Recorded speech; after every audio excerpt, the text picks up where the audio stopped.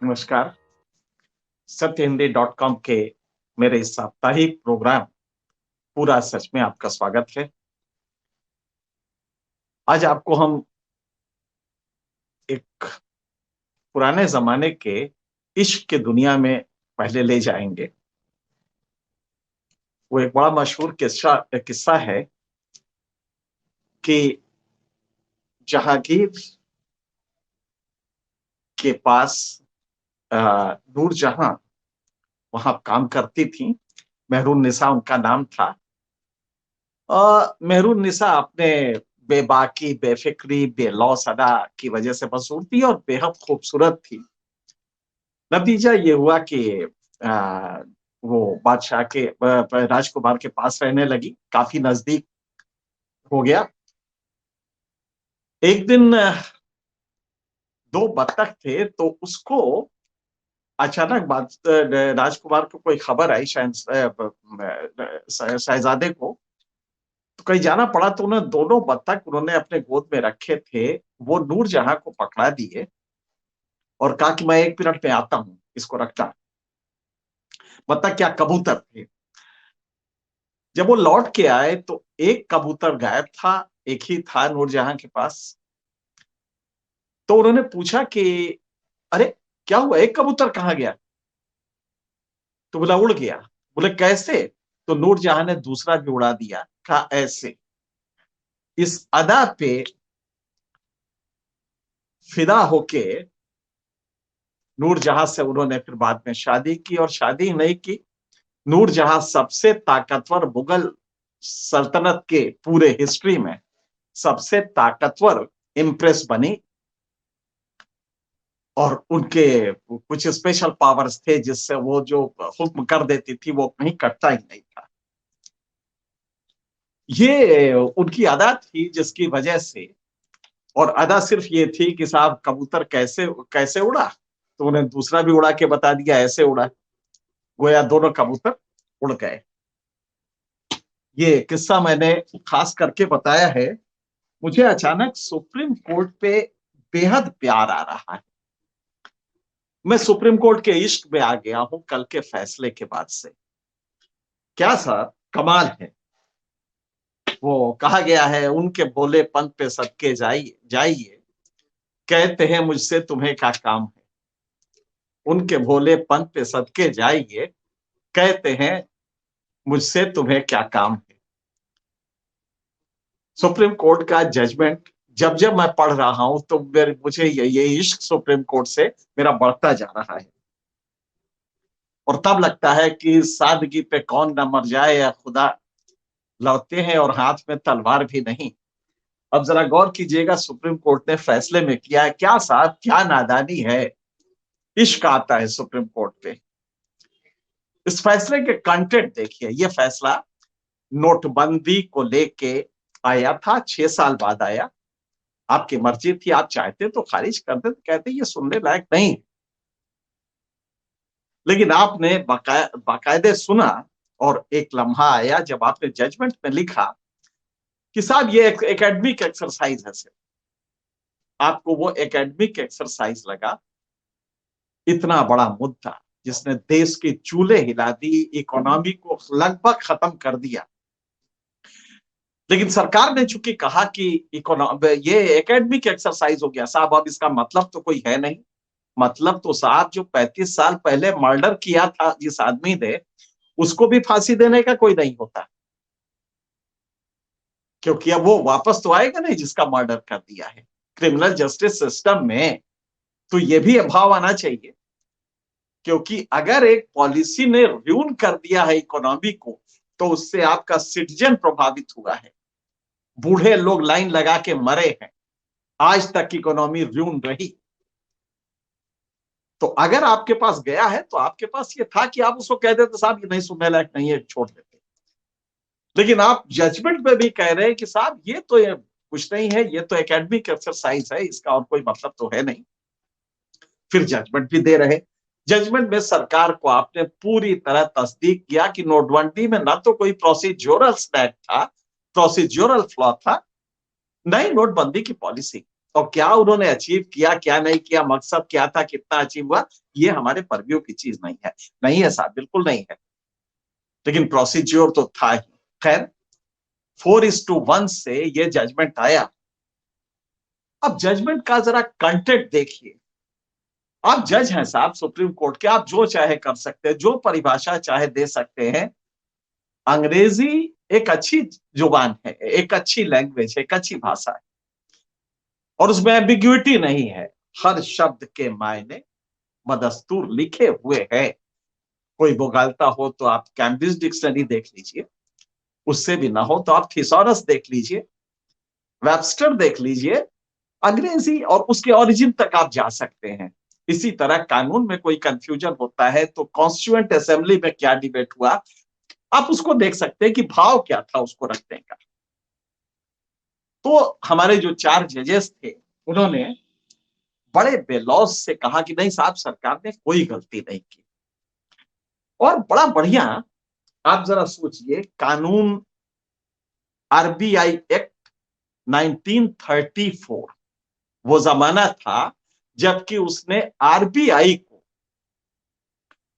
इतना पावरफुल रखा था, उस इंस्टीट्यूशन को, कि सरकार चाहे भी तो वर्ड जो यूज किया है वो है कि आरबीआई का रिकमेंडेशन किसी भी मोनेटाइजेशन डिमोनेटाइजेशन के लिए जरूरी होगा। मतलब कि सरकार ये आरबीआई के रिकमेंडेशन पे करेगी। बहुत, मतलब इसमें कोई एम्बिग्युइटी नहीं है, ये क्रिस्टल क्लियर है और ये शीशे की तरह साफ साफ है कि उसके मुराद क्या थी। और ये अंग्रेजों ने उस संस्था को इतना मजबूत कर रखा था कि वर्ड रिकमेंडेशन यूज किया। लेकिन साहब, हमारी सुप्रीम कोर्ट ने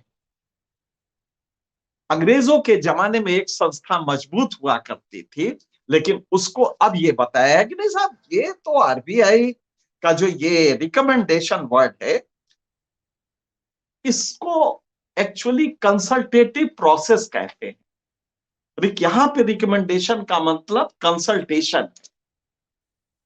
अब आप जानते हैं कंसल्टेशन का मतलब यह है कि मैंने आपको कंसल्ट किया, कोई जरूरी है कि आपकी बात माने। तो सुप्रीम कोर्ट ने कहा कि नहीं साहब, यहां पे जो वर्ड ये रिकमेंडेशन यूज हुआ है, ये कंसल्टेटिव प्रोसेस है, यानी कंसल्टेशन है। कितना भोलापन है। रिकमेंडेशन का जो आपके max weber, sorry, weber dictionary में, या इसमें आपके ऑक्सफोर्ड में, कैम्ब्रिज में जो डेफिनेशन है वो जरा सुन लीजिए।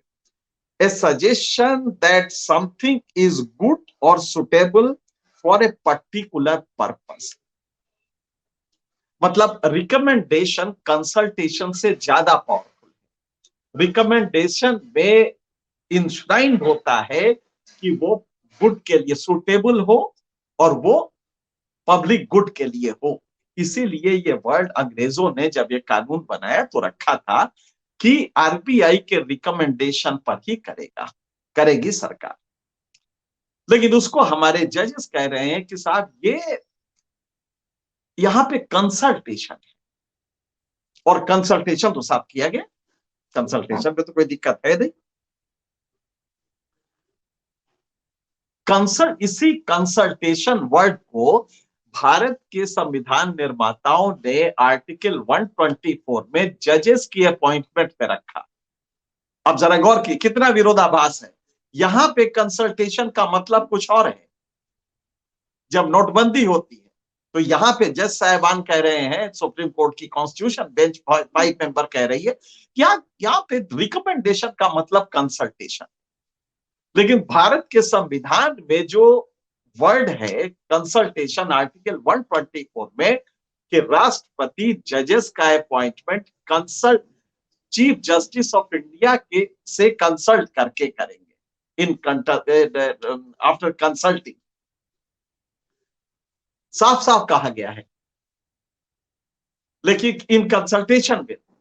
लेकिन वहां पे इसी सुप्रीम कोर्ट ने 9 मेंबर बेंच से कंसल्टेशन के मायने बताए हैं कि कॉन्करेंस होता है, कि मतलब अपरिहार्य सहमति होनी चाहिए। कंसल्टेशन का मतलब सहमति होनी चाहिए, क्योंकि वो जजेस को खुद पावर लेना था। जजेस ने अपने जजेस के अपॉइंटमेंट के पावर जब खुद लिए, तो कंसल्टेशन की परिभाषा रखी कि बाध्यता है साहब, राष्ट्रपति बिना हमारे कंसल्टेशन मतलब कॉन्करेंस के नहीं कर सकता। और इसी तरह जन्म हुआ कॉलेजियम का। और तब से 3 जजमेंट्स बड़े आए, सभी संविधान पीठ के थे। ये 9 मेंबर संविधान पीठ का था, सेकंड जजेस, जिसको हम एडवोकेट्स ऑन रिकॉर्ड कहते हैं। और दूसरा, उसके बाद तीसरे जजेस का आया, रेफरेंस आया, और लगातार कहा गया कि नहीं साहब, कंसल्टेशन मतलब कॉन्करेंस, क्योंकि वो पावर सुप्रीम कोर्ट को खुद लेना था, तो वहां पे वो परिभाषा कंसल्टेशन की कॉन्करेंस हो। लेकिन यहां पे रिकमेंडेशन ऐसा पावरफुल वर्ड है, और 1934 में एक संस्था के लिए मजबूत करने के लिए यूज हुआ है। लेकिन हमारी सुप्रीम कोर्ट कहती है कि भाई यहां रिकमेंडेशन का मतलब कंसल्टेशन। तो अगर रिकमेंडेशन का मतलब कंसल्टेशन है, तो जो आपने अपने केस में, जजेस के अपॉइंटमेंट के केस में कंसल्टेशन को कॉन्फ्रेंस कहा है, क्यों नहीं ये माना जाए कि ये बाध्यता है कि आप आरबीआई से बाध्य होगा और कॉन्करेंस होगा, आरबीआई के बिना कॉन्कर किया आप नहीं लेंगे। अब आप दूसरे उसमें आ जाइए, जो डिसेंटिंग जज हैं, उन्होंने कहा कि साहब 24 घंटे में ये पूरा प्रोसेस कर लिया गया था, सिर्फ 24 घंटे में इतना बड़ा डिसीजन लिया गया। लेकिन जो बाकी 4 जजेस हैं, उनका कहना है कि साहब ये तो 6 महीने से चल रहा था कंसल्टेशन प्रोसेस। अब जरा गौर कीजिएगा, अगर ये 6 महीने से चल रहा था, तो जो एटीएम पे भीड़ लगी थी, नोटों की क्राइसिस हो गई, 2000 के नोट नहीं थे, 500 के और 1000 के बंद कर दिए थे, तो सुप्रीम कोर्ट की गर्दन आपने क्यों नहीं पकड़ी कि 6 महीने कितने बड़े अहमक हो, कि 6 महीने से तुम्हें मालूम था कंसल्टेशन हो रहा था, फिर भी तुमने एटीएम का साइज छोटा नहीं किया, लिहाजा एटीएम से पैसे निकलने कुछ दिन बंद रहे, कि नए नोट जो आने थे उसका साइज छोटा था। दूसरा ये कि नए नोट आपने सफिशिएंट पहले से क्यों नहीं रख लिए थे। अगर 6 महीने से ये कंसल्टेशन प्रोसेस हो रहा था, तो कम से कम 15 दिन पहले से नोट तो रख सकते थे, ताकि वो बूढ़े लाइन में लग के मरे नहीं। वो जो गांव से आई बुढ़िया है, वो धनिया बेच के जो कैश लेती थी, वो अब जब जाए नोट लेके 2000 का, तो उसको 2000 वो उपलब्ध हो जाए, या उसके पास जो 500 के नोट है वो बदले जाए। तो आपने 6, तो फिर गलती किसकी थी? या तो आरबीआई की गलती थी, या ये नहीं हुआ कंसल्टेशन, या हुआ तो वैसे ही तमाशा रहा। अब इसके बाद तीसरी बात, ये जो आप देख रहे हैं जो जजमेंट हुआ है, इसमें जो आरबीआई से कन्वर्सेशन के उसके पेपर हैं, जो इंटरेक्शंस हुए हैं, ये जब जजमेंट सब कुछ फाइनल हो गया, उसके बाद गवर्नमेंट ने दिया। मतलब कि जो पेटिशनर्स थे, 56 लोग, 56 पेटिशनर्स जो थे, उनको ये नहीं मिला, ताकि वो जवाब दे सके और उसको वो जान सके कि ये क्या है। लेकिन उसी को आधार मान के 4 मेंबर बेंच के कह रहे हैं कि नहीं साहब, बिल्कुल पाक साफ हुआ था, ये बिल्कुल 6 महीने से कंसल्टेशन चल रहा था, और सारी प्रक्रियाएं फॉलो की गई, जो जो हो सकता है वो फॉलो की गई। अब अगर ये फॉलो की गई, तो एक तो आरबीआई ने वो फोपा हुआ, तो फिर आरबीआई की गलती होगी, सरकार बिल्कुल ठीक है। लेकिन तब फिर आरबीआई की गलती थी कि वो कयामत हुई कैसे, वो क्यों लाइन लगी और एक जमाने तक चलता रहा। अब जरा कोर्ट को और देखिए, कोर्ट कितना एक्स्ट्रा माइल्स जाता है ये बताने के लिए कि साहब ये जो कांग्रेस के गवर्नमेंट में 2 बार हुआ था ना, 1946 में और 1978 में डिमोनेटाइजेशन,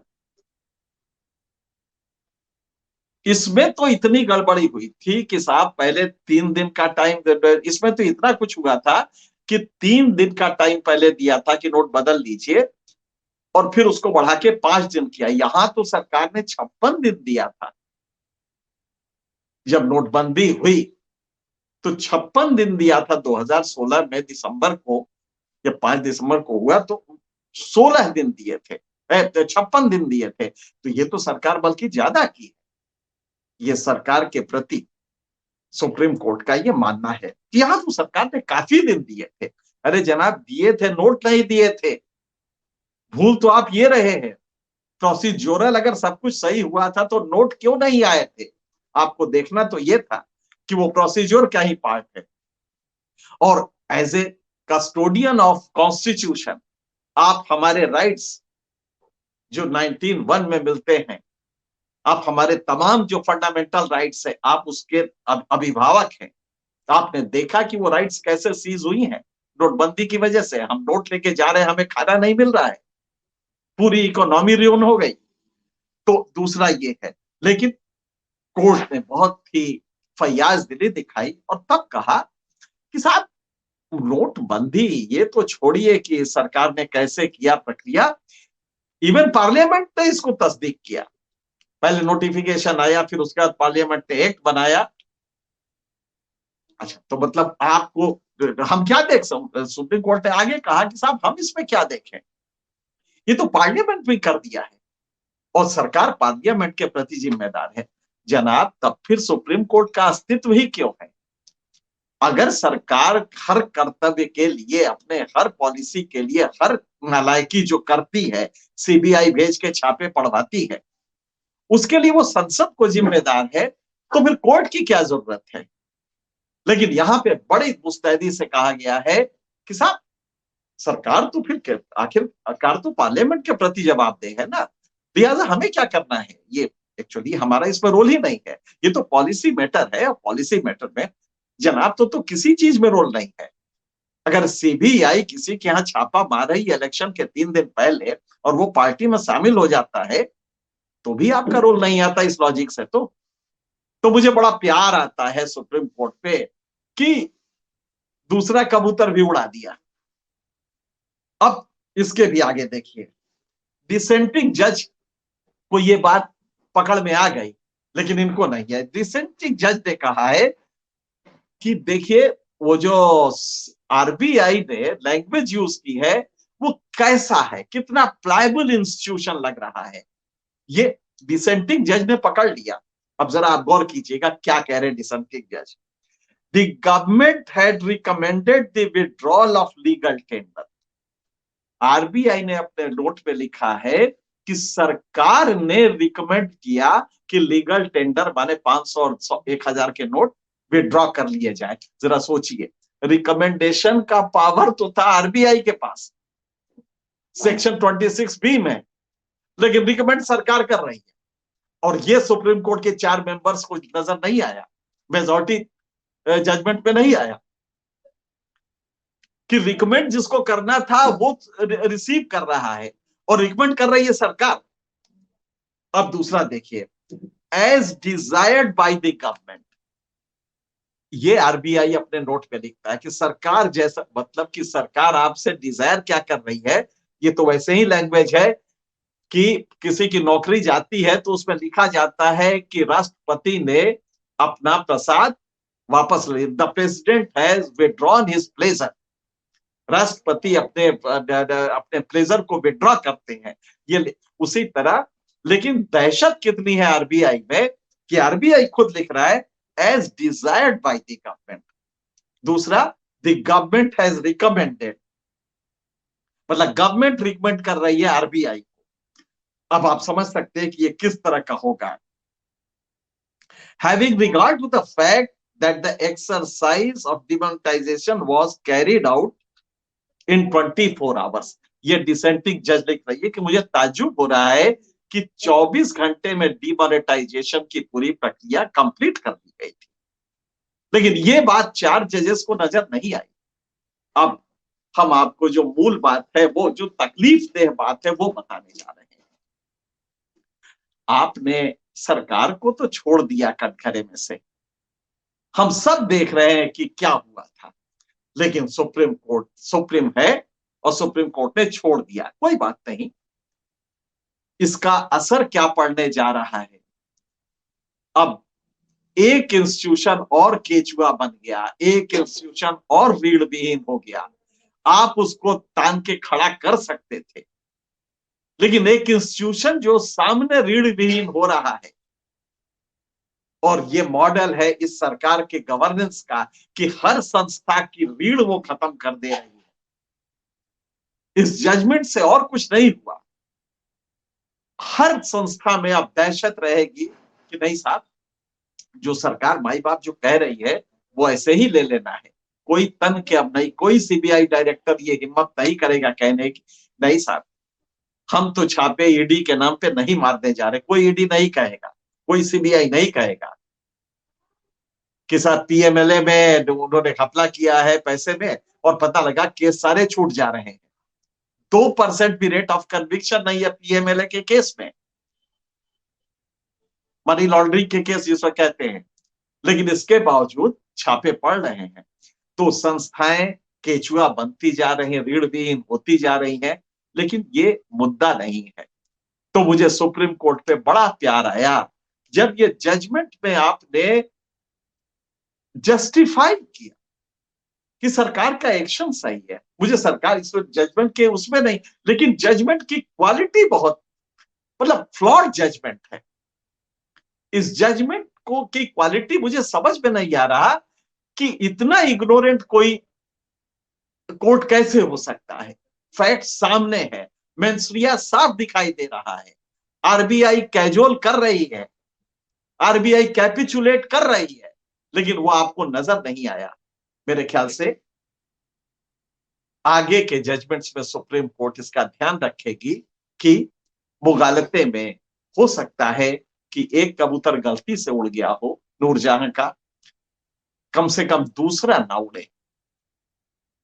हालांकि दूसरा उड़ता है तो इसमें तो बादशाह सलामत को प्यार आ जाता है, लेकिन यहां पे ये देखने की जरूरत है कि ये ना हो।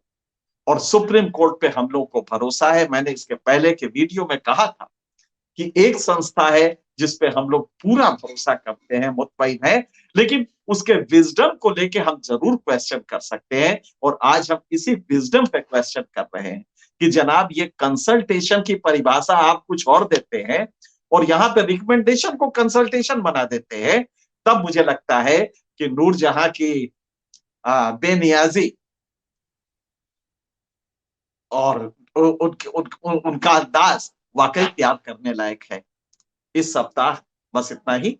अगले हफ्ते फिर हम आपसे मुखातिब होंगे किसी और मुद्दे पे। तब तक के लिए सत्य हिंदी का ऐप डाउनलोड करें गूगल प्ले स्टोर पर।